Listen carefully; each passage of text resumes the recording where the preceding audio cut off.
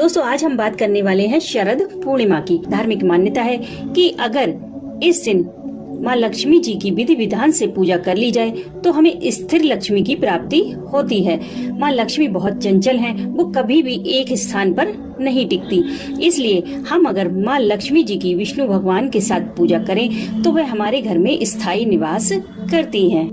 तो आज मैं आपको ऐसा ही एक उपाय बताऊंगी जिससे माँ लक्ष्मी जी आपके घर में स्थायी निवास करेंगी। इसे करने के बाद आपके घर में कभी भी धन की कोई कमी नहीं हो सकती। वो कहते हैं ना कि धन आता है चला जाता है, तो आज के बाद आपको ऐसी कोई समस्या नहीं होगी।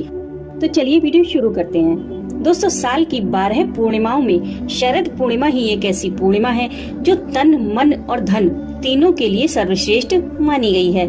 इस पूर्णिमा पर चंद्रमा की किरणों से अमृत की वर्षा होती है। वहीं देवी महालक्ष्मी भी अपने भक्तों को धन धान्य से परिपूर्ण करती हैं। दरअसल शरद पूर्णिमा का एक नाम कोजागरी पूर्णिमा भी है, यानी कि लक्ष्मी जी पूछती हैं कि कौन कौन जाग रहा है। इसलिए इस दिन हम जितना अधिक से अधिक भगवान का नाम लेते हैं उतना ही हमारे सुख में वृद्धि होती है। शरद पूर्णिमा की रात जो भी उपाय, पूजा पाठ या साधना की जाती है वह बहुत जल्द फलदायी हो जाती है। माँ लक्ष्मी जी स्वयं ऐसे साधक के ऊपर कृपा करती हैं। अगर आप दरिद्रता, दुख और परेशानियों से मुक्ति पाना चाहते हैं तो इस दिन माँ लक्ष्मी जी की विशेष पूजा करके आप उनकी कृपा प्राप्त कर सकते हैं। इस उपाय के लिए आपको 3-4 चीजों की जरूरत पड़ेगी। एक तो आपको चाहिए कमल का फूल जो कि खिला हुआ ना हो, यानी कि कली चाहिए आपको, और एक तांबे का लोटा चाहिए, गाय का शुद्ध देसी घी चाहिए और एक जटा वाला नारियल। इस उपाय को आप शरद पूर्णिमा वाले दिन कर सकते हैं, दीपावली वाले दिन कर सकते हैं या फिर किसी भी शुक्रवार वाले दिन इस उपाय को किया जा सकता है। शरद पूर्णिमा की रात आप शुद्ध होकर माँ लक्ष्मी जी के सामने बैठ जाइए और एक शुद्ध देसी घी का दीपक प्रज्वलित कर लीजिए। आप देखिए दीपक थोड़ा सा बड़ा हो तो अच्छा है, क्योंकि आप जब मंदिर जाएंगे तो जब आप लौट कर आए तो वो दीपक आपको जलता मिले। आप माँ लक्ष्मी जी के सामने आसन बिछाकर बैठ जाइए। लोटे में देसी घी भर लीजिए गाय का। उसके बाद जो आपके पास कमल की कली है वो आप देसी घी में गाड़ दीजिए। उसके बाद माँ लक्ष्मी जी को नारियल समर्पित कीजिए।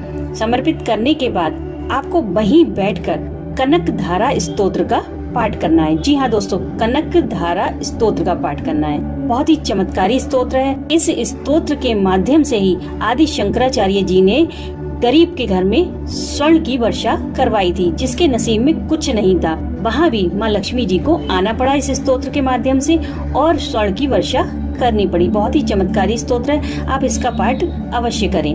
और कनक धारा स्तोत्र का पाठ करने के बाद आप इस मंत्र का 108 बार जाप करें। मंत्र है नमः कमल वासिन्ये। इसी मंत्र का आप 108 बार जाप करें।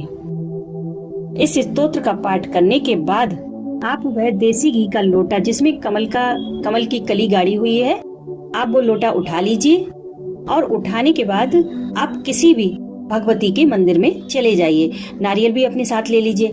वो मंदिर चाहे तो लक्ष्मी नारायण का मंदिर हो, राम सीता का मंदिर हो, चाहे राधा कृष्ण का मंदिर हो, आप किसी भी मंदिर में चली जाइए। बस वहाँ देवी का रूप होना चाहिए। वहाँ जाकर सबसे पहले नारियल जो आप लेके गए हैं वो माँ भगवती के चरणों में अर्पित कर दीजिए।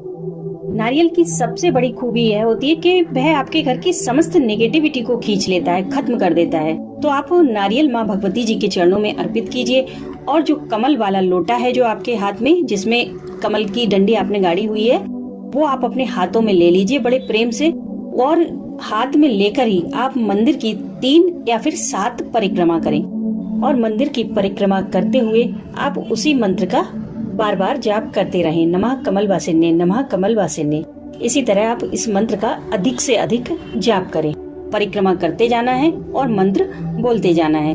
एक चीज और ध्यान रखिए कि हो सकता है आपको किसी मंदिर में परिक्रमा करने को ना मिले, हो सकता है नहीं कर पाए, नई जगह हो परिक्रमा की, तो आप वहीं माँ भगवती के सामने अपने आप में घूमते हुए ये परिक्रमा कंप्लीट कर सकते हैं। 7 बार आप घूम लीजिए और यही मंत्र का जाप करते रहिए।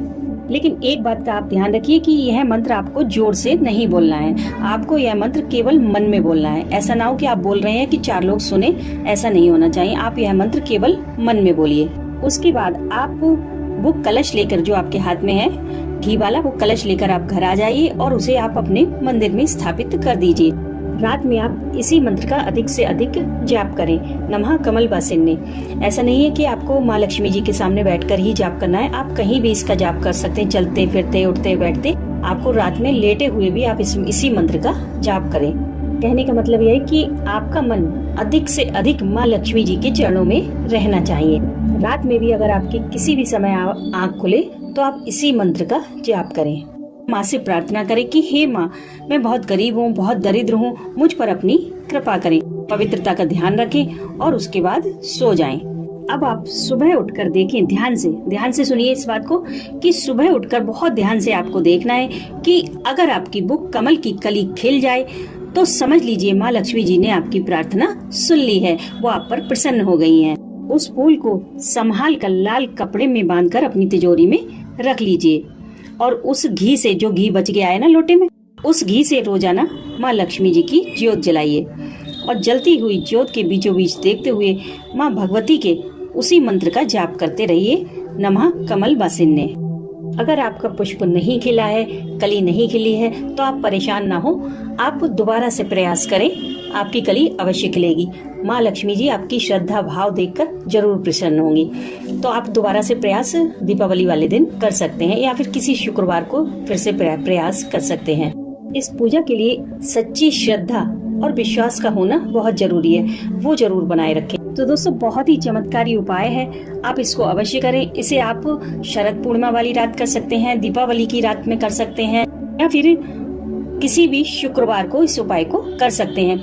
लेकिन आप ध्यान रखिए कि इस उपाय के लिए केवल एक ही शर्त है कि आपके मन में माँ लक्ष्मी जी के लिए पूरी श्रद्धा हो और पूरा समर्पण का भाव हो।